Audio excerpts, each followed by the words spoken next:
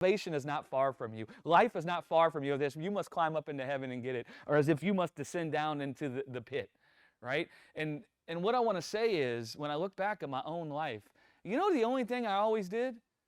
I talked with Jesus. That's really it. We've been conditioned to think so much about our own efforts and our own striving and our own works that we've come up with this idea that there's something we need to be doing to work life. And we completely lose sight of God's ability to work life. And you know all God needs to work life in you? An unconcealed heart. That's it. A heart that's just laid bare in His presence. And He doesn't just demand that you lay bare your heart in His presence. He come and plopped His heart on the table in your presence first. He laid Himself bare in your midst. Right?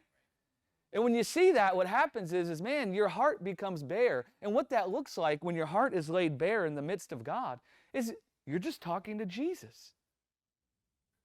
That's it. You're just talking with God like you would talk with your best friend. Right? And so when things go good, what do we want to do? We want to celebrate. And who do we want to celebrate with? Our friends. And when things don't go well, we want to talk to somebody, don't we? We want to talk to our friend. We want to share our heart with our friend. We want to cry with our friend. We want to weep with our friend. We want comfort. We want hugs. We want to participate with someone in what's going on in our heart. And that's all talking to God is. Where you realize God is your friend. And you realize God's with you everywhere you go, that He's experiencing everything simultaneously with you. I mean, why do you even want to go tell your friends about good things that happened? You want someone that can feel what you feel and then be happy with you. And then why do you want to tell someone when things aren't going well? Because you want someone that can know how you feel and that you can find comfort with them when you feel that way. Well, listen, man, that's what we got with God. Right? God's intimately acquainted with what we feel already. We don't even have to explain it to Him. He's feeling it with us simultaneously. And what happens is when you start seeing that and you start talking with God like He was your friend, like the guy said, it's not a religion. There's no wrong way to do it, right? Talking with Jesus might one day look like you cussing Him out. Any ever cussed out your friends before, being upset? Thinking they done you wrong? Maybe it's just me. Listen, man, I've had some heavy conversations with the Lord when I was very upset about my life. And you see, we get so wrapped up in how we're going to have life that we think it's so complicated that we don't even understand that in just laying our hearts out with God, life can be born in us. You know, some of the times where I found the most life born in me was after I cussed God out. Sorry, Lord. See, but you don't even have to, He knows. Right? And so, man, that song is powerful because just engaging with God in a conversation about your life, we tend to internalize our thoughts, our pain, our hurts, our confusion. We internalize them, and when you internalize them, what you don't realize you're doing is you're carrying the burden. Internalizing is carrying the burden. What happens is when you start talking with God about what you're going through, whether it's the good, the bad, or the ugly, what happens is your life becomes lifted off of you. The burdens become lifted off of you. Right? And you start connecting with God, and God is working life in you the whole time.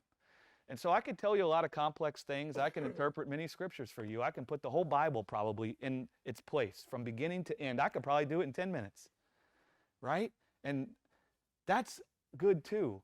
But it's much simpler. It's a relational thing with God where you're just talking with God about what you're experiencing, what you're feeling, what you're going through, what you think about it. Right? It's much simpler. Don't despise the power that will happen in your life from just doing that. Because just doing that, just being real with God, we got that cliche in the world, right? Be real, right? I was real. Just be real with God. Even if that looks like you being angry with God right now. I'm telling you, you get that anger out of your heart towards God and communicate with Him with what you're feeling, man, I'm telling you, life is coming, right? So hear the gospel. Listen, sing songs with the Lord. You can be encouraged. Encourage yourself in the Lord. Set your eyes on the Lord, and that will encourage you. But man, be engaging with God, right? And if you think you struggle with that, tell God. Say, Lord, I struggle to talk to somebody I can't see with my natural eyes, right? But I want to talk to you. And I want to talk to you the way I would talk to my friend. And so give me eyes to see you with me. Give me eyes to see that you're the friend that's closer than a brother. Because the Proverbs talk about a friend that's closer than a brother. And that friend is God. Right? And so yes, talk to your friends that have flesh and blood. Right?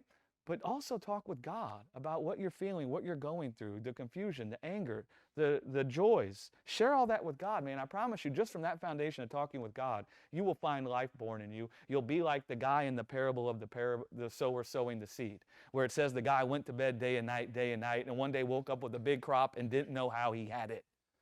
Right? Because you just think you're talking to God. Right? You're not busy thinking that's some powerful thing going on. I'm just talking with God. You read through the scriptures, you know what you find a whole lot of? People talking with God. And you know what always happens to the people that were talking with God? Life manifests.